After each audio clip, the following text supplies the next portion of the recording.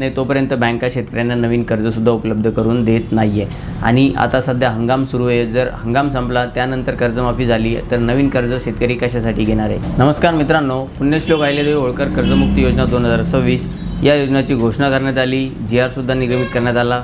परंतु आतापर्यंत काही अटी शर्ती काय आहेत, निकष काय आहेत, याद्या पुढे शेतकऱ्यांच्या कुठल्याही प्रकारची माहिती आपल्याला स्पष्टपणे समजलेली नाही आहे। आधी सांगण्यात येत होतं की 30 जूनच्या आधी सर्व शेतकऱ्यांची कर्जमाफी केली जाईल, परंतु अजूनसुद्धा या कर्जमाफीबद्दल काही स्पष्टपणे अपडेट आपल्याला मिळालेली नाही आहे। जर लवकरात लवकर कर्जमाफी झाली नाही किंवा शेतकऱ्यांच्या याद्या जाहीर नाही झाल्या तर शेतकऱ्यांचं खूप मोठ्या प्रमाणात नुकसान होणार आहे। कारण जोपर्यंत जुने कर्ज नील केले जात नाही किंवा याद्या तरी जाहीर केल्या जात नाही, जोपर्यंत बँकांना शेतकऱ्यांचे नावं मिळत नाही तोपर्यंत बँका शेतकऱ्यांना नवीन कर्जसुद्धा उपलब्ध करून देत नाही आहे। आणि आता सध्या हंगाम सुरू आहे, जर हंगाम संपला त्यानंतर कर्जमाफी झाली तर नवीन कर्ज शेतकरी कशासाठी घेणार आहे। तर लवकरात लवकर ही कर्जमाफी व्हायला पाहिजे। तुमचं याबाबत काय मत आहे?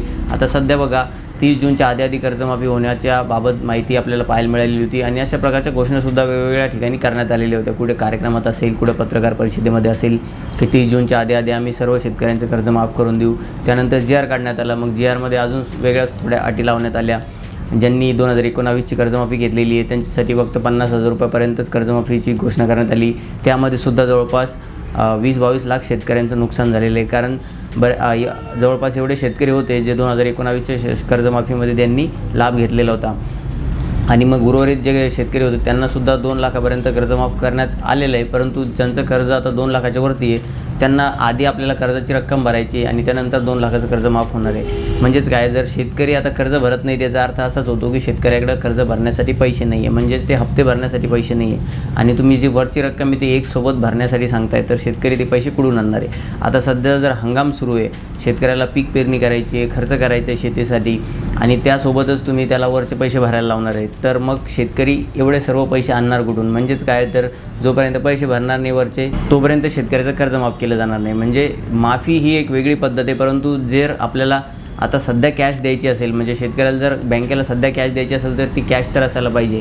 कर्ज ठीक आहे, तुम्ही आज माफ नाही केलं, 6 महिन्यांनी केलं तर ठीक आहे, परंतु नवीन कर्ज देण्यासाठी सांगायला पाहिजे। ज्या पण याद्या जाहीर होतील त्या याद्यामध्ये ज्या पण शेतकऱ्यांचे नाव आहे त्यांना कमीत कमी आता हंगामासाठी नवीन कर्ज तरी दिलं गेलं पाहिजे, असे आदेश बँकांना दिले गेले पाहिजे। आणि असं सांगण्यात आलेलं होतं एका पत्रकार परिषदेमध्ये, देवेंद्र फडणवीस साहेबांनी सांगितलेलं होतं की आम्ही बँकांना याद्या देणार आहे आणि मग त्यानंतर जे पण शेतकरी आहेत यादीमध्ये कर्जमाफीसाठी पात्र ठरलेले त्यांना तुम्ही नवीन कर्ज उपलब्ध करून द्या।